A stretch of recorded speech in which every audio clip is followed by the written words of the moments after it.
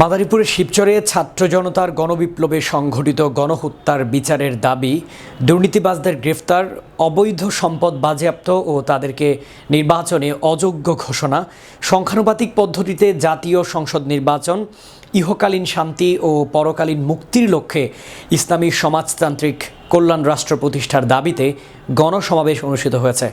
শিবচর প্রতিনিধি জানান, আজ দুপুরে শিবচর পৌর এলাকার নন্দকুমার মডেল ইনস্টিটিউশন মাঠে শিবচর উপজেলা ইসলামী আন্দোলন বাংলাদেশের আয়োজনে গণসমাবেশের প্রধান অতিথি হিসেবে উপস্থিত ছিলেন ইসলামী আন্দোলন বাংলাদেশের সিনিয়র নায়েবে আমির মুফতি সৈয়দ মোহাম্মদ ফয়জুল করিম শায়েখে চরমোনাই।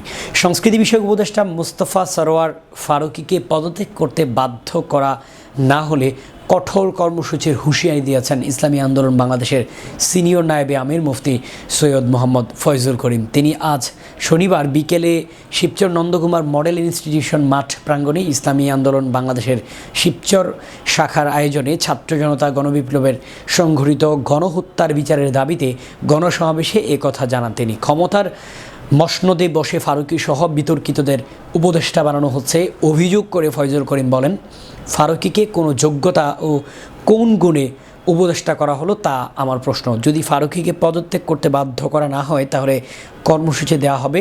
উক্ত গণসমাবেশ অনুষ্ঠানে বিশেষ অতিথি হিসেবে উপস্থিত ছিলেন বাংলাদেশ ফরাইজি আন্দোলনের সভাপতি হাফেজ মাওলানা আবদুল্লাহ মোহাম্মদ হাসান পীর সাহেব বাহাদুরপুর, ইসলামী আন্দোলন বাংলাদেশ কেন্দ্রীয় দপ্তর সম্পাদক লোকমান হোসেন জাফুরি। আরও উপস্থিত ছিলেন শিবচর ওলামা ঐক্য পরিষদের সভাপতি আলহাজ হজরত মাওলানা আকরাম হোসেন সাহেব সহ আরও অনেকে।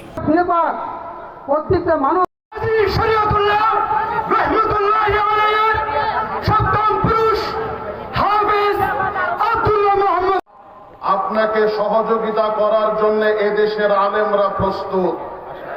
দুঃখের সাথে বলতে হয়, আপনার উপদেষ্টার ভিতরে দুই একদিন আগে আপনি একজন নাস্তিক ফারুকীকে উপদেষ্টা হিসাবে নিয়েছেন। বাংলার জনগণ, আলেম ওলামা এর জবাব আপনার কাছে চায়। 24 ঘন্টার ভিতরে এই নাস্তিককে অপসারণ করাতে হবে। আবারও নির্বিচারে হত্যা, আবারও জুলুম, আবার অত্যাচার না। আমাদের আন্দোলন, আমাদের সংগ্রাম এখনো শেষ হয় নাই। যতদিন পর্যন্ত বৈষম্য দূর না হবে ততদিন পর্যন্ত আমাদের লড়াই করতেই হবে ইনশাআল্লাহ। দেশ পরিবর্তন হয়েছে, মানুষের শান্তি পরিবর্তন হয় নাই।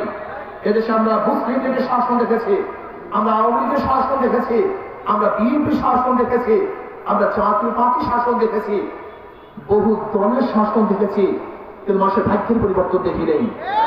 আমরা দেখেছি আইয়ুব খানের শাসন, সত্তার সাহেবের শাসন, এরশাদের শাসন, আমরা দেখেছি খালেদা এবং শেখ হাসিনার শাসন, কিন্তু মানুষের ভাগ্যের পরিবর্তন হয়নি। সামাজিক ন্যায় বিচার প্রতিষ্ঠা হয়নি। আপনি যে জানেন, ব্রিটিশ থেকে শুরু করে এই 2024 পর্যন্ত আজও পর্যন্ত সবচেয়ে বেশি বৈষম্য শিকার কারা হয়েছিল? সবচেয়ে বেশি বৈষম্য শিকার হয়েছিল মুসলমান। সবচেয়ে বেশি বৈষম্য শিকার হয়েছিল মুসলমান। আজও টুপি পরে অনেক অফিসে ঢুকা যায় না, আজকে দাঁড়িয়ে রেখে বহু জায়গায় চাকরি করা যায় না, করতে দেওয়া হয় না। আজকে ঢাকা ইউনিভার্সিটি মুসলমানদের সে ইফতারি মাহফিল করতে দেওয়া হয় না। সেই ঢাকা ইউনিভার্সিটির ভিতরে লেখা ছিল রব্বি জিদনি ইলমা, সেই রব্বি জিদনি ইলমাকে তুলে দেওয়া হয়েছে। নজরুল ইসলাম হক, শিবচরে ভাড়া, আপনারা অনেকেই আওয়ামী লীগ করেন আমি জানি, কিন্তু এই প্রশ্ন করতেছে, আপনি কি জানেন আওয়ামী লীগ শিক্ষা চালু করার মধ্যে কি পরিবর্তন করেছিল?